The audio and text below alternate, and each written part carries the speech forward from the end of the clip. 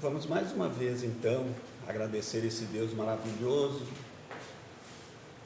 agradecer a Jesus e a esta espiritualidade que sempre está junto de nós, nos intuindo, nos protegendo, na maioria das vezes nos carregando. Que nós, cada um de nós, possa se fazer merecedor destas grandes dádivas que recebemos a todo instante. Pedimos ao mentor espiritual das nossas palestras doutrinárias que estejam com a nossa irmã nestes próximos 30 minutos, que irá nos falar do Evangelho, que irá nos falar dos ensinamentos deste Evangelho e que nós possamos aproveitar todas as palavras para nos educarmos e para podermos dizer obrigado, Senhor, por mais uma oportunidade e por mais uma vez estarmos aqui recebendo a Tua palavra. Assim, então, pedimos ao mentor espiritual para juntos darmos por iniciado o nosso trabalho de palestra doutrinária da noite de hoje. Muito obrigado, que assim seja. Hoje nós temos a grata satisfação de trazer uma grande amiga, mais uma vez aqui na nossa casa. Ela vem da casa Caminho de Luz, né? Eu sempre me confundo. Caminho de Luz, que é ali na rua Teotônio Vilela, e os trabalhos de palestra lá são às quintas-feiras, todos estão convidados, quinta-feira, 20 horas. Conosco, então, Yara Kohlhaas. Não sei se é bem essa pronúncia, mas parecido. É bem parecido. Deixa assim, não vamos complicar mais, né? Vamos ficar, então, com a Yara. Muito obrigada, querido, por estar aqui. Os próximos 30 minutos são seus, então. Muito obrigada. Boa noite a todos. Boa noite. Sempre é um prazer. Olha, boa noite, tá boa noite. O pessoal hoje está alimentado, né? Vamos combinar, tá todo mundo forte. Bom, gente, é um prazer sempre estar aqui nessa casa, né, diante de vocês. E vamos hoje, de acordo com o que foi pedido, vamos falar do item do capítulo 88, né, de Fonte Viva, que fala sobre caindo em si. É uma coisa que nós precisamos trabalhar mais em nós. O caindo em si, ele vem, na realidade, a falar sobre a parábola do filho pródigo. Tá? O que acontece? Da parte de onde veio isso, no início, onde Jesus recém tinha começado, não era comum, e não é até hoje, seja em povos ocidentais e orientais, se pedir para que fosse dividido, né, uma herança. Até porque naquele tempo, e hoje, isso é uma afronta e é um desrespeito para com os pais. E era um tempo onde a palavra do pai tinha muita valia.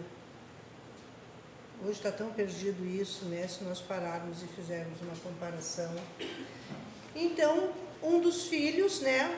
O senhor tinha os 2 filhos e de repente um deles disse: olha, pai, eu gostaria de receber a minha parte da herança porque eu quero partir, quero ir em busca de novos rumos, né? Enfim, ele queria a parte dele.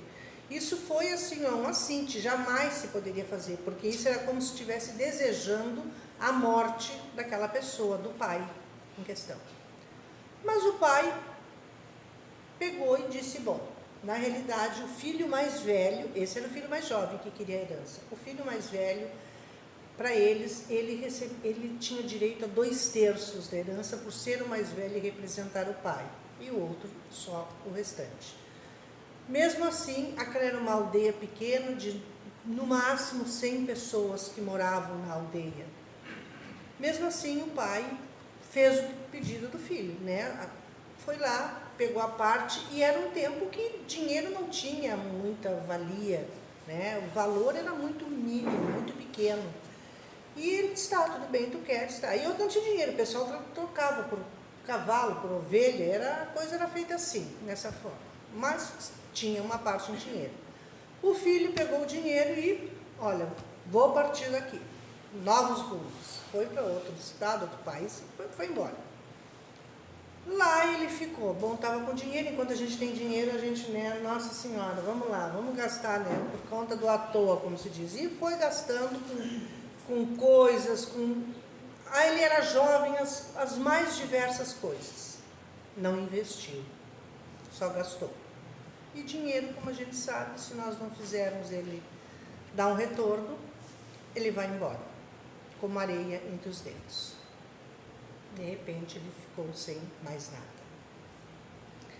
Na realidade, às vezes, alguns historiadores, quando falam do filho pródigo, como eles falam de o filho pródigo, muitos historiadores resolveram até colocar assim, os dois filhos, os dois irmãos, mudaram um pouco.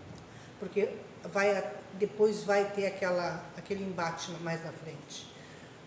O rapaz gastou tudo, não tinha mais e teve que se obrigar a pedir emprego. A única coisa, o único lugar onde ele conseguiu um emprego foi para cuidador de porcos.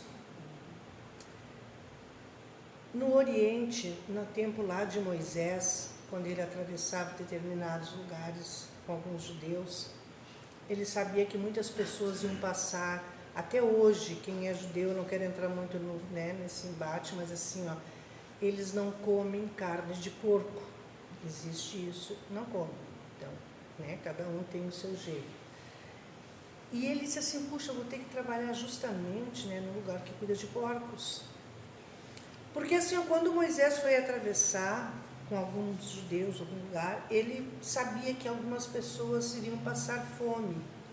E naquele tempo, só para daí, estou saindo um pouquinho fora, mas para vocês entenderem. Naquele tempo, os porcos, eles comiam de tudo, né? Não tinha essa coisa. Hoje em dia, com vacina, com isso, com aquilo, olha, as doenças da bicharada tá solta aí, né? A gripe aviária, a doença, e por aí afora. Então, o que ele dizia? Que aquilo ali tinha, o que eles comiam era venenoso, para eles não terem vontade de comer os porcos. E aí, para ele passar com tranquilidade, porque senão ele pensou assim, bom, o pessoal vai ficar doente, vai adoecer e vai morrer no meio do caminho. Então, eu prefiro contar isso aí, para eles acreditam, não vão comer pouco. E a coisa ficou até hoje, né? Permaneceu. Né? Deve ter alguma coisa a mais, mas eu não vou me aprofundar. Então, o rapaz teve que cuidar dos porcos. E o que aconteceu? Ele não recebia, foi receber depois de um tempo, né? E até então ele começou a passar fome. E os porcos eram alimentados com um tipo de vagem. Existia a vagem, um modelo que as pessoas podiam comer, e a que era dada aos porcos era uma vagem muito ruim, amarga, sem nada, sem nenhum tipo de sabor nutritivo. E ele tinha que se alimentar do que os porcos comiam. Então imagine, se às vezes até os porcos rejeitavam aquilo, ele tinha que se alimentar, e ali foi. O que aconteceu? Aí ele começou a raciocinar, ou caindo em si, na questão. Ele disse, por que eu estou aqui? Onde meu pai? O que meu pai tem? Até os servos dele têm uma comida decente, o pão na mesa, a cama, e eu estou fazendo o que aqui? Então ele partiu em rumo ao pai. E aí ele ia dizendo, pensando no meio do caminho, o que eu vou chegar lá e vou dizer para o meu pai? Pedir perdão, dizer, eu pequei contra Deus, eu pequei contra ti, né? Me perdoa e me deixa ser um servo teu. Ele queria trabalhar como empregado, que ele estaria muito melhor do que quando ele estava ali. E nisso ele foi, e de repente lá adiante o pai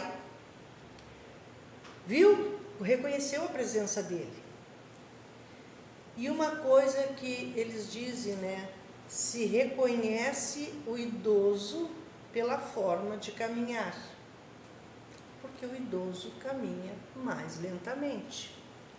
Mas quando o pai viu o filho, ele ficou tão feliz que ele correu de encontro a esse filho. E era um idoso. E aí quando chegou, ele simplesmente começou, ele beijava, abraçava, beijava aquele filho, que o filho não conseguia dizer para ele, né? Ele só disse: pai, me perdoa, pequei contra Deus, pequei contra o Senhor. Mas não conseguiu terminar, porque o pai não deixou, que ele não chegou a falar: me deixa ser, né, teu servo e tudo mais. O pai só começou daí a chamar os servos ali, mandou buscar roupa, mandou buscar uma sandália. Ele chama até uma palavra parecida com alpargata. Quem é do tempo da alpargata era alpargá, era como se chamava.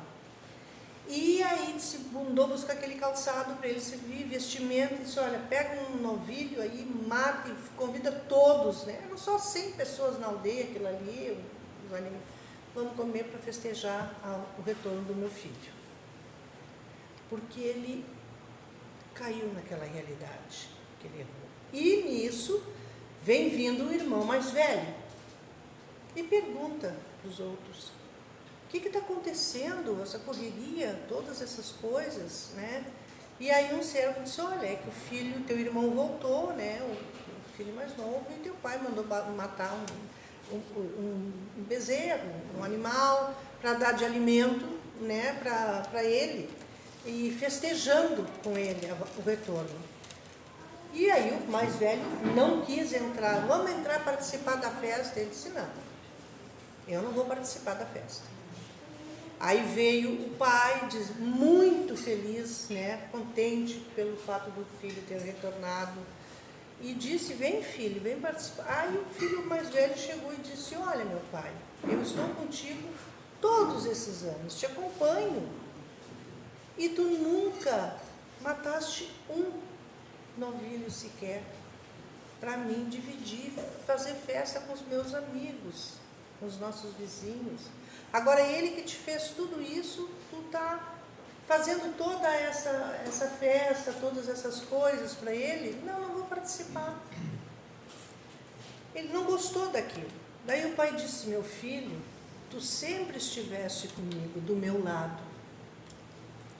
E ele, teu irmão mais novo, ele foi resgatado.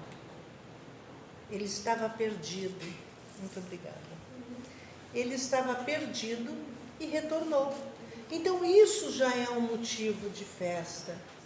Ele teve a consciência de que o que ele fez foi errado. Então, quando a gente tem essa consciência, quando se tem temos em mente que a gente tem que ter essa humildade de saber que quando a gente erra, nós temos que dizer: eu errei, me perdoa. E isso é extremamente difícil. Eu não sei por que as pessoas têm essa dificuldade de pedir perdão, desculpa, eu errei. E isso a gente deve dizer até para uma criança. E nós nos julgamos muito superiores para não pedir perdão. Pedir perdão para outra pessoa já é difícil. Imagina ter que chegar e dizer assim: pá, eu xinguei meu filho e estava errada, vou lá pedir perdão a ele. Ele é criança, não tem que estar pedindo. Temos sim. Nós também temos que ter essa consciência.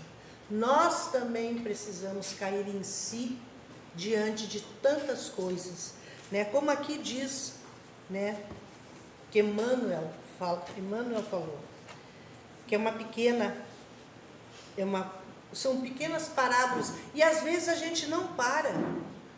Olha, eu digo que até eu mesma já passei a mão, tenho livro, às vezes leio, e a gente não para ver que, às vezes, só isso aqui, ó, essa folhinha aqui, a gente pode falar por horas, por uma coisa. E eu digo atentamente e honestamente para vocês, que desta vez eu fiz isso. Mas tu não lê? Não, eu leio. às vezes eu tiro algumas coisas para dizer. Mas assim, ó, quando a gente para falar sobre um determinado assunto, que a gente vê que nisso aqui, ó, que se nós colocarmos não dá uma folha, uma página. Como Emmanuel diz, né? Judas, agora eu vou ler um trechinho porque é dele. Sonhou com o domínio político do Evangelho, interessado numa transformação compulsória, ou seja, ele queria obrigar que houvesse uma transformação. E as transformações, nada dentro da gente pode ser obrigatório. Nós temos que fazermos quando a gente chega de fato à conclusão que aquilo é o certo. Ele queria transformar as criaturas, contudo, quando caiu em si era demasiado tarde, porque o divino amigo fora entregue a juízes cruéis. Quando ele entregou Jesus por umas parcas moedinhas, depois acabou se suicidando.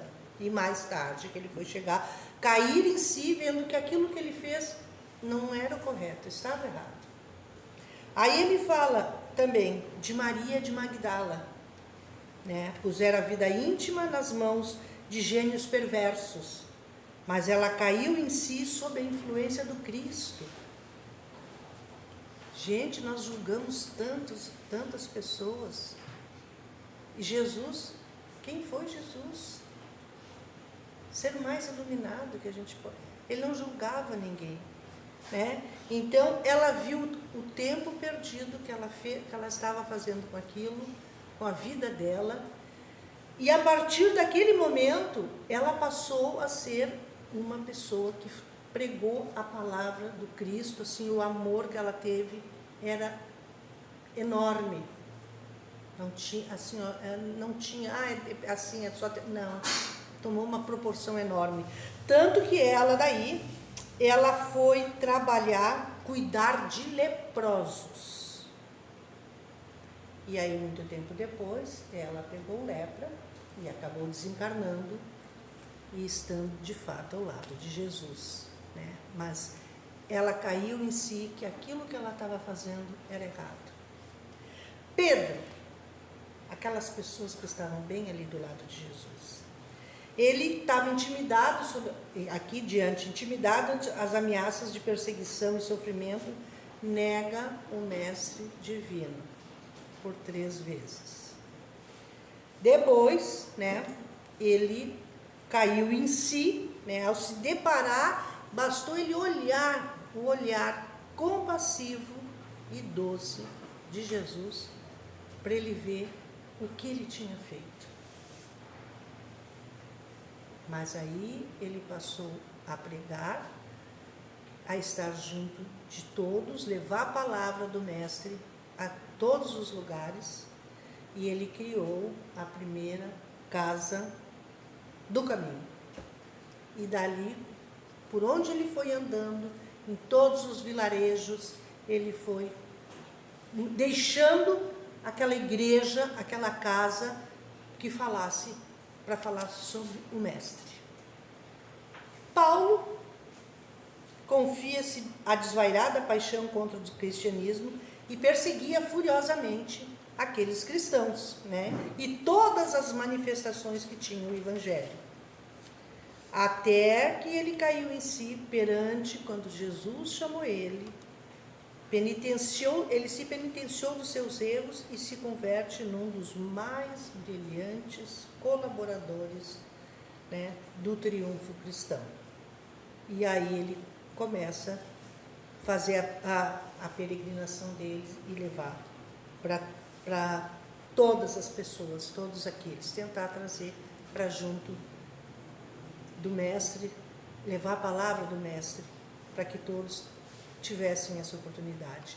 E mais uma vez, depois de tantas perseguições, vem aquilo, caindo em si. Inclusive, Emmanuel diz que, ele diz assim, Emmanuel nos chama para sair desta inércia.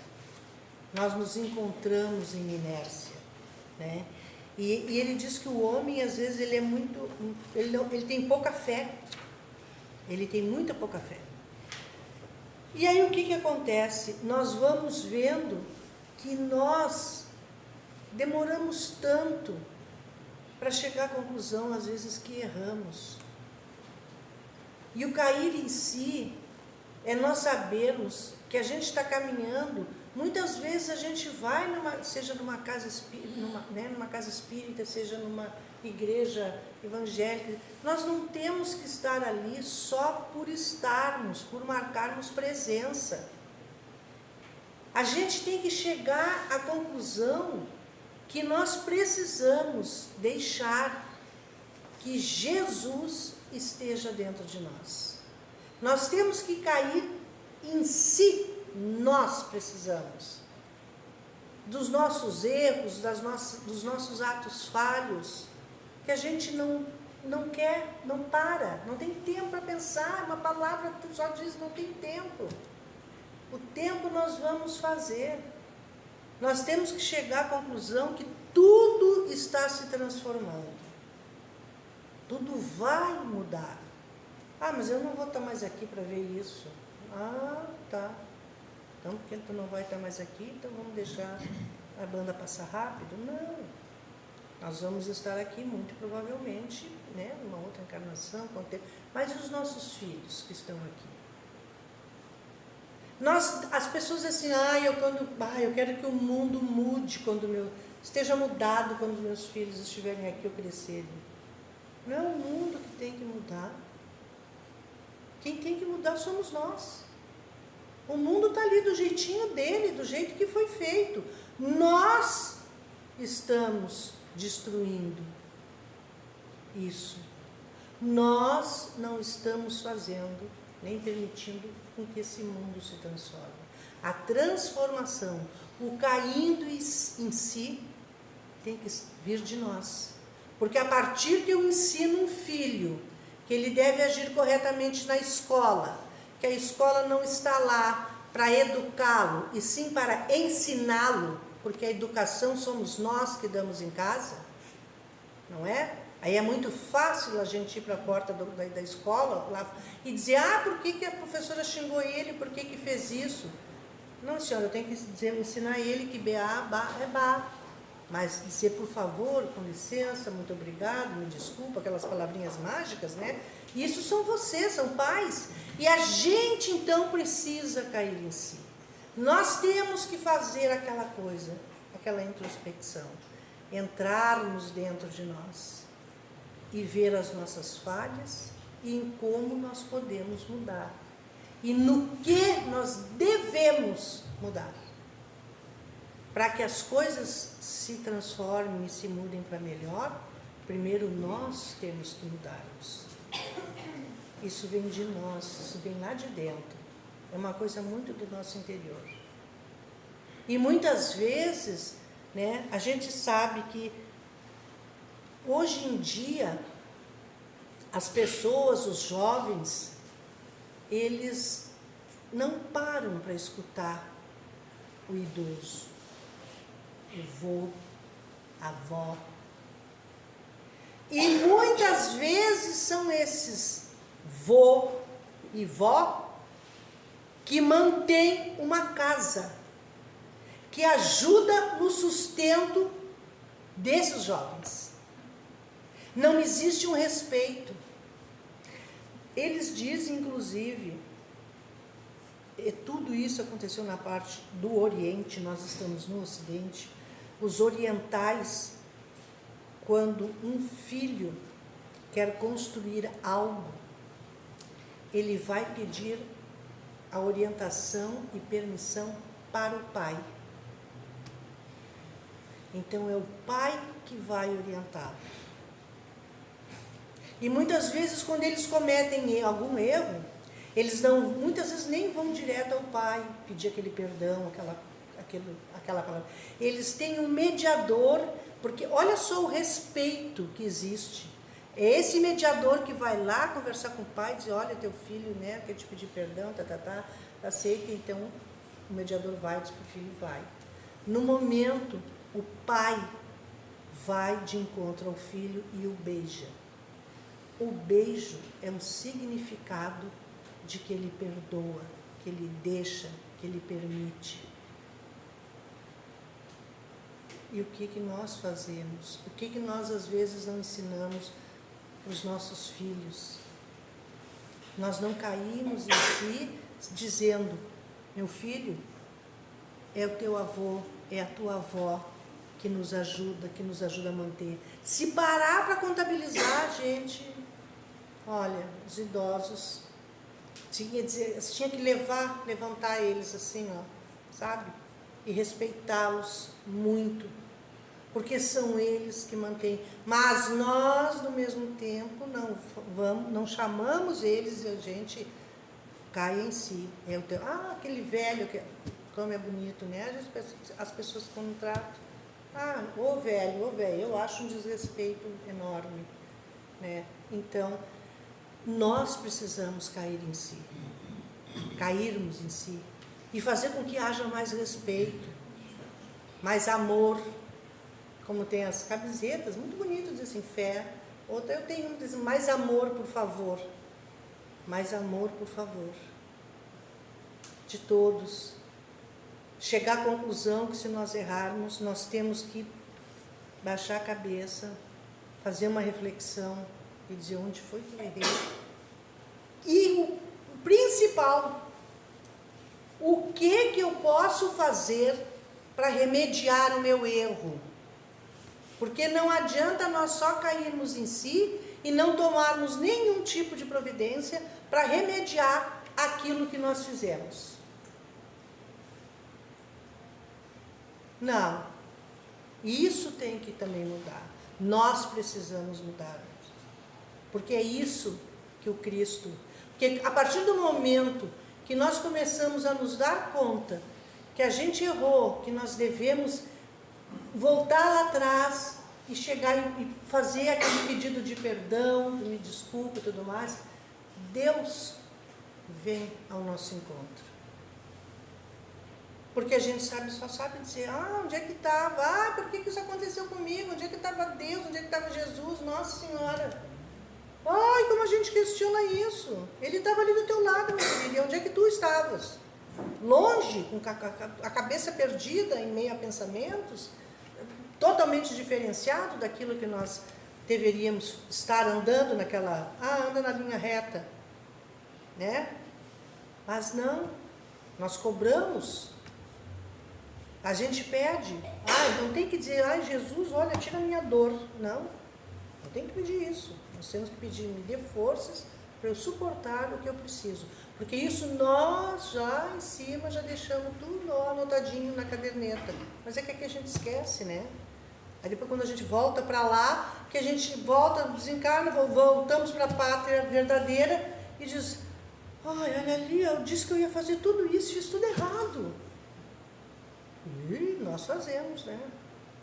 E agora, o que eu posso... tu caiu em si agora? Te prepara para voltar e remediar aquilo que tu fizeste. Até com a família, que é os que estão mais próximos de nós, né? E é difícil na família, nossa Senhora, eu que eu digo. Mas a gente tenta e vamos em busca de outras pessoas, de pedir perdão pelo que nós fizemos, cair em si e dizer, o que eu posso fazer para remediar? Me diz. Né? E fazer de fato. Porque só, às vezes, dizer perdão não vai adiantar. Porque é só aquela palavrinha. Mas só uma palavra. Aí é fácil. Vou ali, bati no cara, vou ali dizer, me perdoa, tá? Tá. Aí eu machuquei ele, feri o rosto, cortei. Não, mas como é que eu vou me ajeitar? Não, vou lá, vou levar um remedinho, vou fazer um curativo, uma limpeza e realmente pedir perdão. Essa é a remediação que nós precisamos fazer. Não adianta só cair em si e ficar no cair em si. É fazer algo para melhorar. Então, estamos, como eu digo, né, chegando no funil assim do ano, né?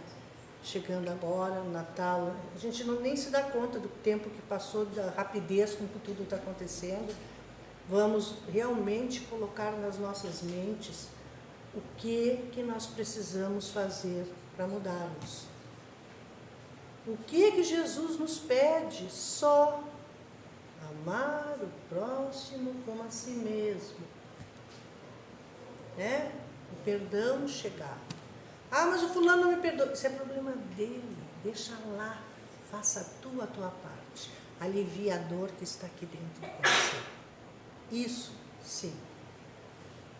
Então, gente, eu só posso agradecer, né? Às vezes tem coisa que a gente poderia falar tanto, mas enfim.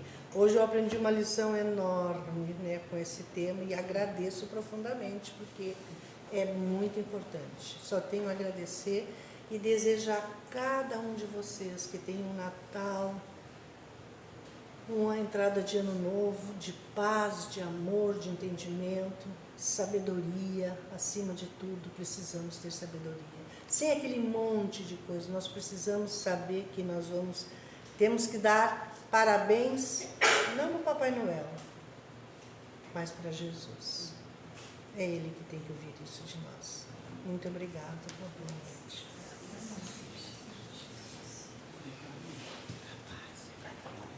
A oportunidade. Tá bom? Então vamos aproveitar essa harmonia, nos preparar para o passo espiritual e dizer, caindo em si,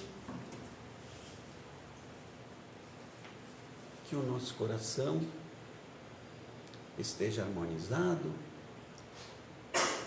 que a nossa mente esteja receptiva para recebermos as energias de paz, de luz, de fraternidade, de amor, que os irmãos da espiritualidade estão nos trazendo nesse instante. Diante de cada um de nós está aquele irmãozinho que fará essa transfusão de energias positivas, de paz, de luz.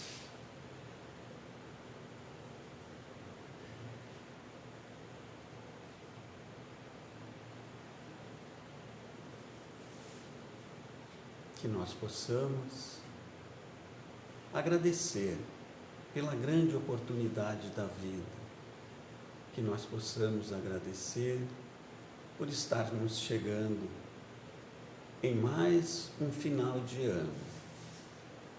E como muito bem colocou a nossa irmã,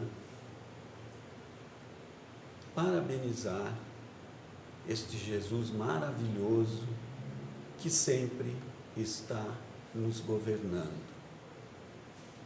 Agradecer a Deus e agradecer a essa espiritualidade que sempre está nos guiando. Obrigado, obrigado, obrigado. Dizemos sempre que por mais que nós agradeçamos, sempre será muito pouco por tudo que recebemos. Obrigado, que assim seja. Obrigado, meus queridos que estão aqui, que serão chamados pelo nome para o passe isolado e para o atendimento fraterno, e que teremos um passe de corrente, que aquele irmão que quiser passar na nossa sala com um passista,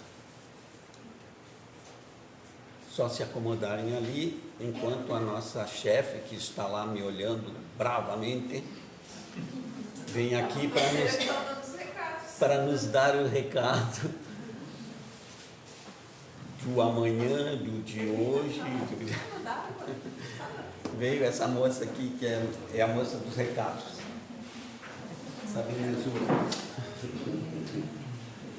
A belezura de chefe. Os trabalhadores podem ir indo, né, para a cabine de passe. Os nossos recadinhos são